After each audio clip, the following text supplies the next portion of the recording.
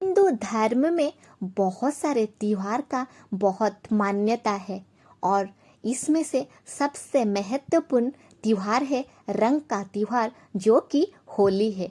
होली का और एक महत्वपूर्ण पर्व है होली का दहन। लेकिन क्या आपको पता है कि होली का दहन क्यों किया जाता है? चलो जानते हैं इसके बारे में आज हम इसी वीडियो में। नमस्कार दोस्तों, आपको रीटोल्ड स्टोरी पे स्वागत है।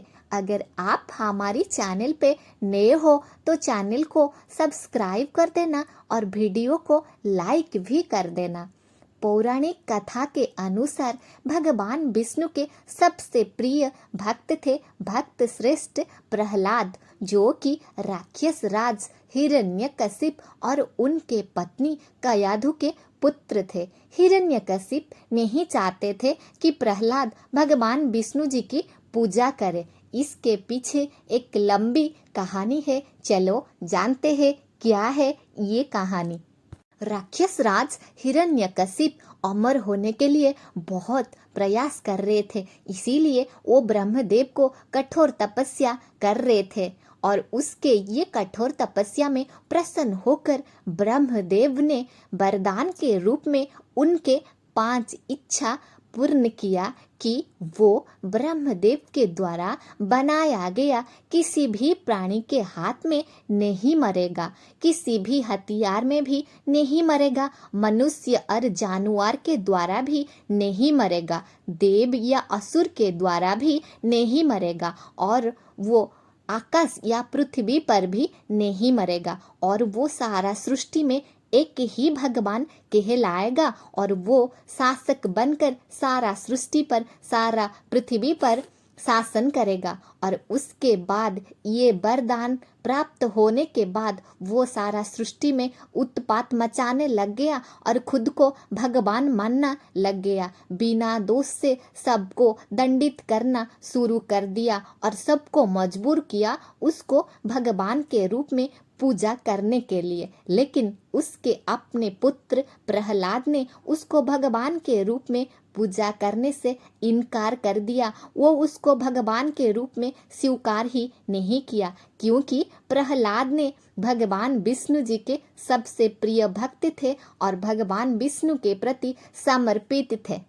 हिरण्यकशिप को ये बात मंजूर नहीं था। वो ये सहन नहीं कर पाता था कि प्रहलाद उसको भगवान के रूप में स्वीकार नहीं कर रही है और हिरण्यकशिप ने बहुत प्रयास किया कि प्रहलाद ने भगवान विष्णु को पूजा ना करे, उनके जगह वो हिरण्यकशिप को भगवान के रूप में पूजा करे। लेकिन प्रहलाद ने ये सारे बात को स्वीकार ही नहीं किया। वो भगवान विष्णु को हर दिन की तरह पूजा करने लग गया। हिरण्यकशिप ये सारे बात में क्रोधित होकर प्रहलाद को भगवान विष्णु से दूर रखने के लिए बहुत प्रयास किया, लेकिन उसका प्रयास विफल रहा, वो सफल नहीं हो पाया। एक दिन हिरण्यकशिप उनके बहन होलिका के साथ मिलकर प्रहलाद को मारने के लिए एक योजना बनाया।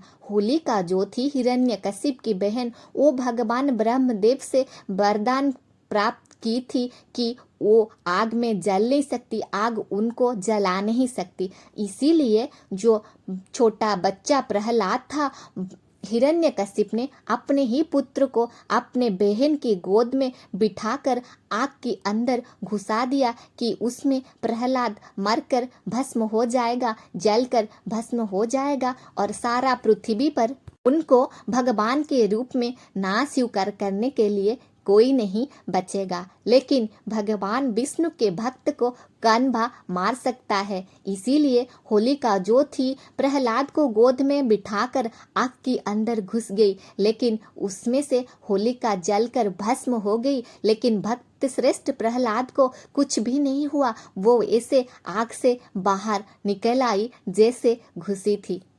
ये सारे बात जो घटना घटी थी वो फाल्गुन माह की पूर्णिमा तिथि पर हुई थी। इसीलिए तब से लेकर आज तक हर फाल्गुन माह की पूर्णिमा तिथि पर होलिका दहन की जाती है कि बुराई पर अच्छाई का जीत हो सके। और इसको छोटी होली के रूप में जानी जाती है और सारा हिंदुस्तान में, सारा भारत में, सारा हिंदू धर्म में इसका पालन किया जाता है बड़ी धूमधाम से। आपको हमारी कहानी कैसी लगी कमेंट करके ज़रूर बताना। चलो फिर मिलते हैं कुछ नई कहानी के साथ।